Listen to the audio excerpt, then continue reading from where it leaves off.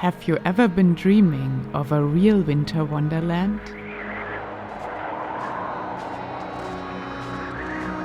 Of a place where glaciers cover part of the mountains,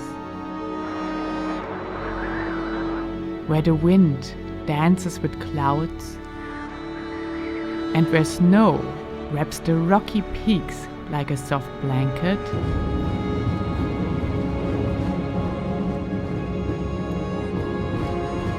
This place exists in a valley in Switzerland.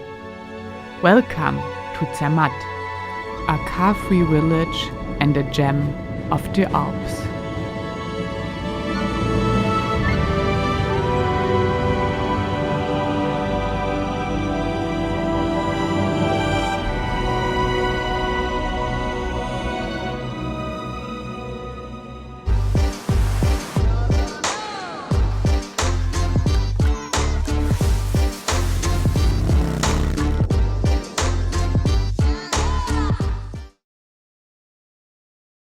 So this is the usual setup for going skiing.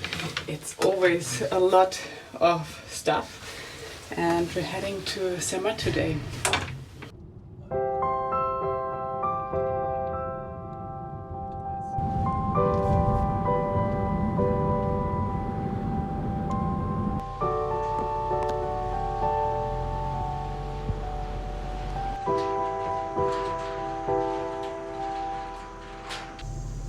Part of the adventure about going to Zermatt is taking the car train that you actually can as well take with your motorcycle. The Lötschberg car train shortens the trip by car from Switzerland's Midlands to the Canton Valais and is fast and comfortable. The train goes from Kandersteg in Canton Bern to Goppenstein in Canton Valais and takes roughly 15 minutes.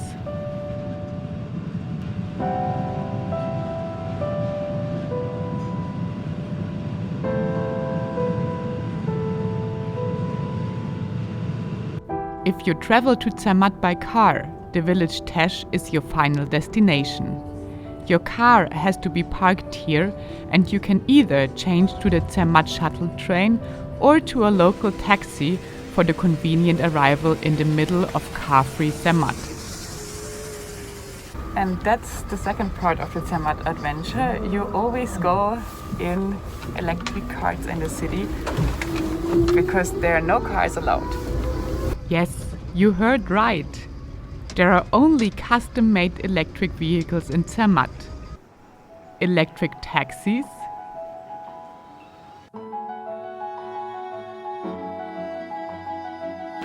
electric trucks,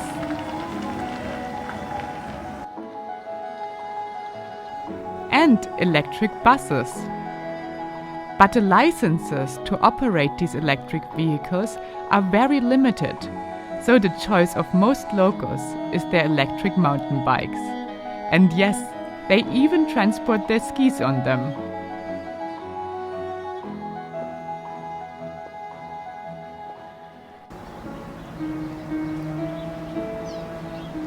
For my stay in Zermatt, I booked an apartment in the quarter Winkelmatt, which is a very short walking distance to the gondola to Zermatt Glacier Paradies and about 15 minutes by foot to Zermatt downtown.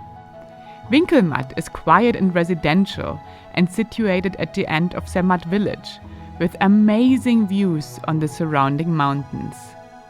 And there are lots of traditional old houses and a chapel that dates back to 1600 AD.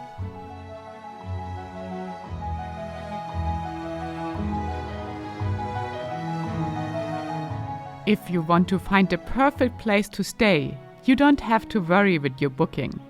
Zermatt is a small town, and the municipality is very strict with their building constructions, so there are basically no ugly buildings or hotels.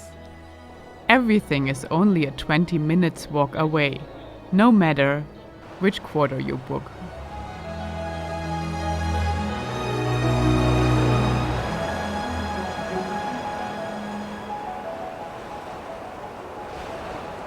So what is it like to ski in early October?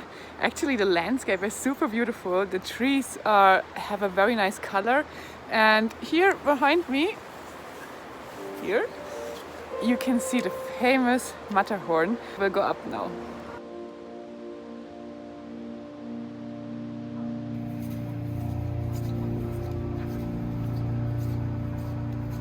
Welcome to the Matterhorn Express.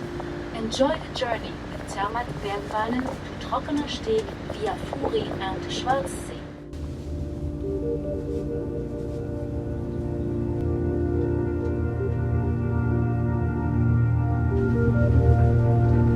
So now in COVID times, you're obliged to wear face masks in the gondolas. Luckily, we got a gondola by ourselves, and I think that's as well the good thing about coming here before the real season starts. It's just not so crowded.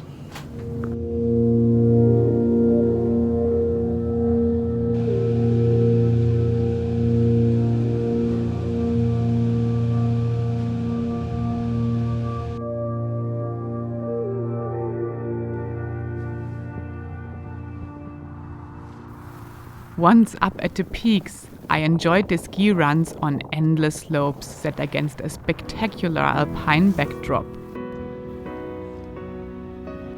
At almost 4,000 meters of altitude, Matterhorn Ski Paradise is the highest winter sports area in the Alps. The region is one of the best developed skiing areas in the world and was crowned as the best ski resort in the Alps several times.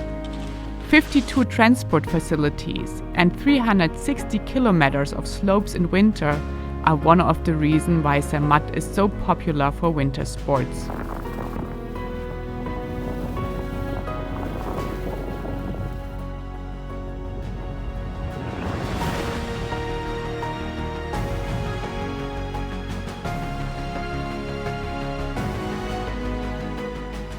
Winter sport in Zermatt can be a real borderline experience. You can cross the border from Switzerland to Italy on your skis.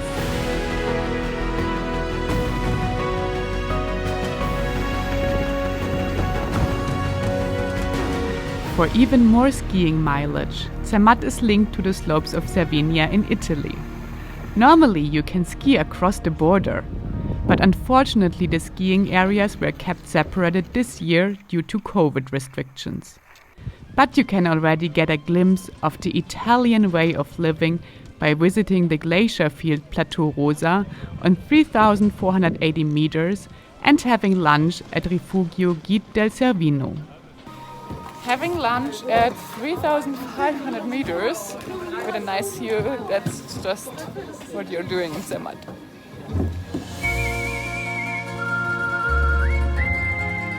Zermatt is also called the Alpine Village for Gourmets.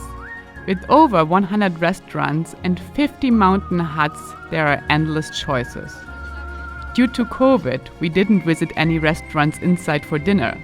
But one of the best things to do in Zermatt is having lunch in the sun at the outside deck of a mountain hut.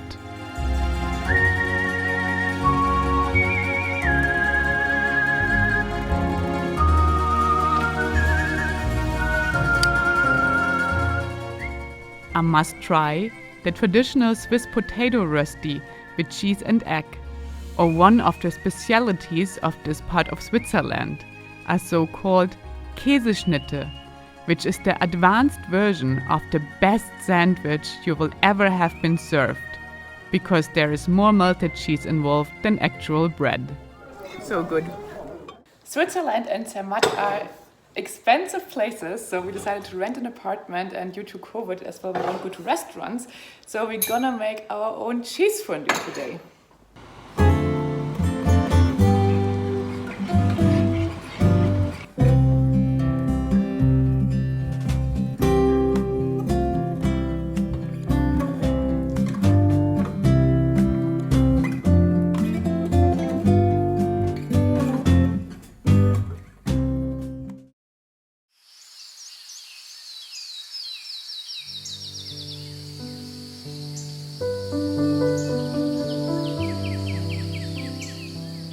The early bird catches the worm, or in my case, the early bird catches the sunrise on Matterhorn.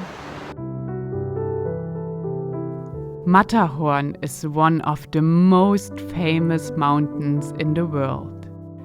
With 4,478 meters, it's one of Europe's highest summits. Matterhorn has the shape of a pyramid, with 4 faces nearly facing the 4 compass points. 3 of them are on the Swiss side of the border, 1 of them on the Italian side.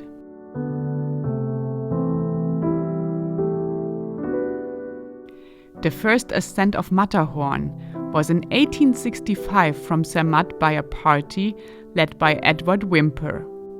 It ended in a tragedy when 4 of its 7 members fell to their deaths on the descent. The best views on Matterhorn are actually from Zermatt downtown. But skiing right in front of its iconic peak is indeed a once-in-a-lifetime experience.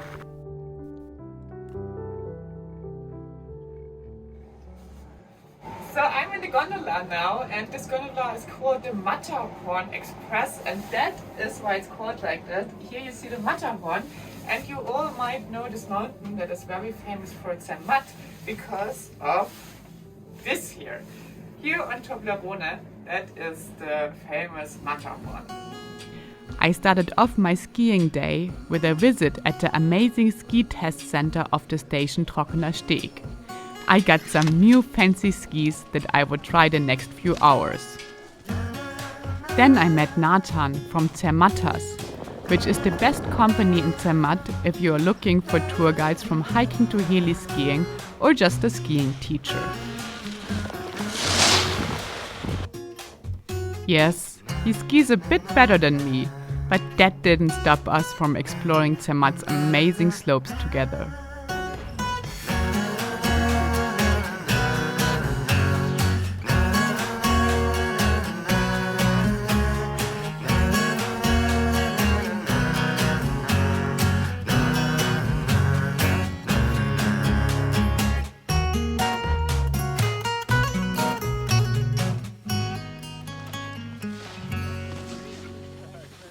Another stunning day, today a bit more cloudy, but still very beautiful. And then I finally visited what Zermatt skiing area is famous for, its glacier.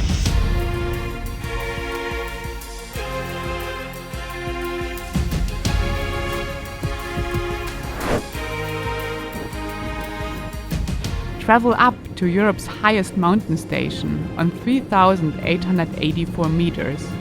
A very convenient 9 minutes ride in a gondola that has been designed by an Italian company who usually works with Maserati and Ferrari. But much more impressive are the breathtaking views of the glacier.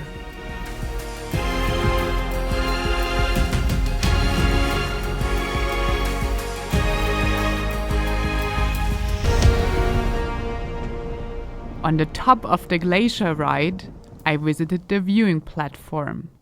With 3,883 meters above sea level, it's the highest platform in the entire Alps.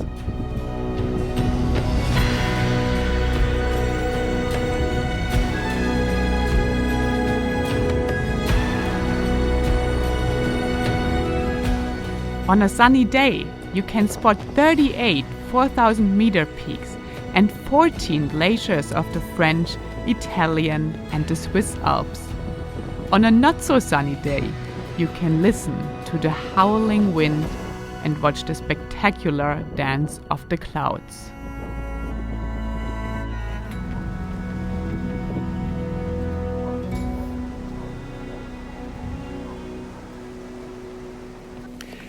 We are now up at the Matterhorn Glacier Paradise, and you can ski here 365 days a year, so every day, because it's a glacier, and even in summertime there are some slopes here to ski.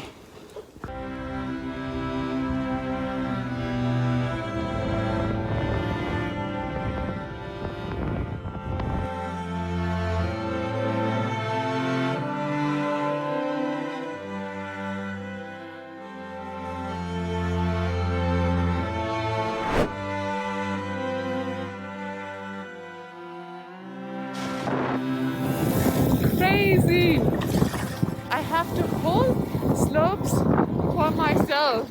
Look at this.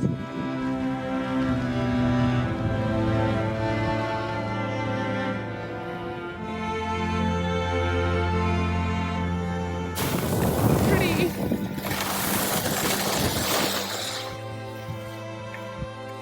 How pretty is this?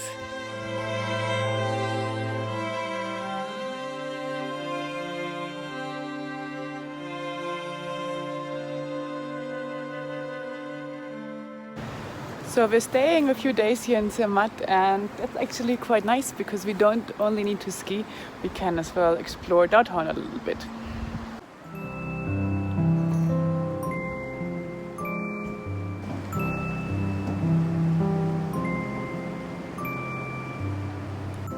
Exploring Zermatt's village is a must-do.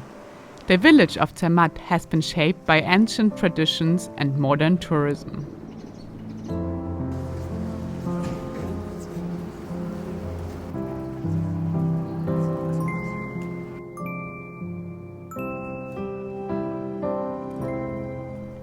In the old village beside the Grand Hotel Zermatter Hof, about 30 ancient houses show the traditional building style of the residents of the Canton Valais.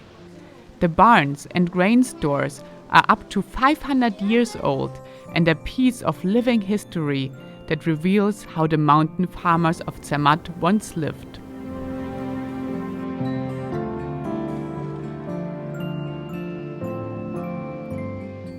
The old buildings are a thrilling contrast to all the modern shops and hotels on Bahnhofstraße, Zermatt's main street.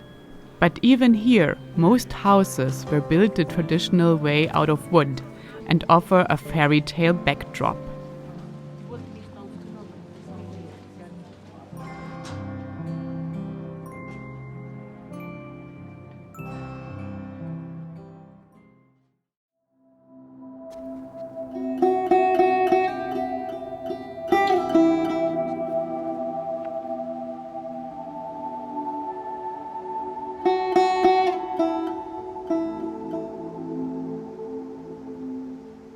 The village of Zermatt is nearly completely surrounded by steep mountains, so the next hike is never far.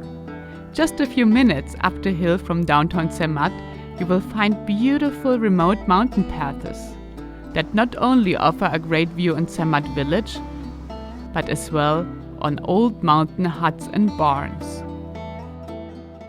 So I just went for an evening walk to Zermatt downtown and wanted to explore a little bit, and went up these steps in the center of town, and I got quite a nice surrounding here.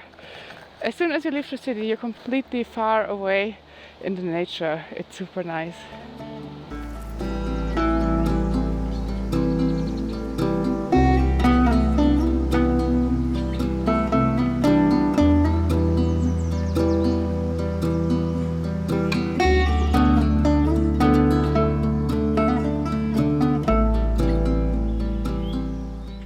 Behind me you can see the so-called cross over Zermatt. You can see this cross from basically most places downtown if you look up this hill, and at night it's even illuminated, and you can hike up here over these small paths from Zermatt downtown.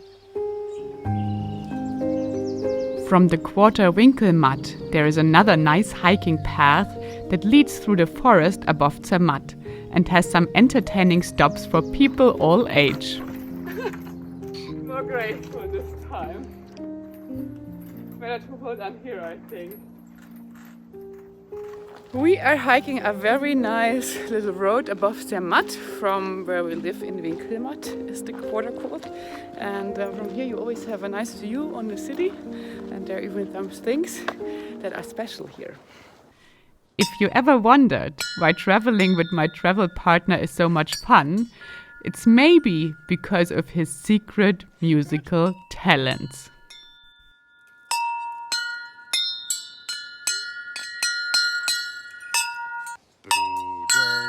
Jacob, where are you? That was with a lot of imagination.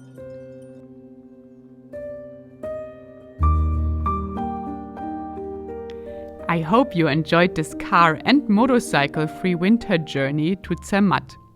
The next episode will take us back to Norway, to our motorcycles, and to the island Senja. If you don't want to miss out on the first star appearance of my red dress, subscribe to my channel. Happy holidays to everyone, and leave me a comment or thumbs up if you liked the snowy excursion to Switzerland.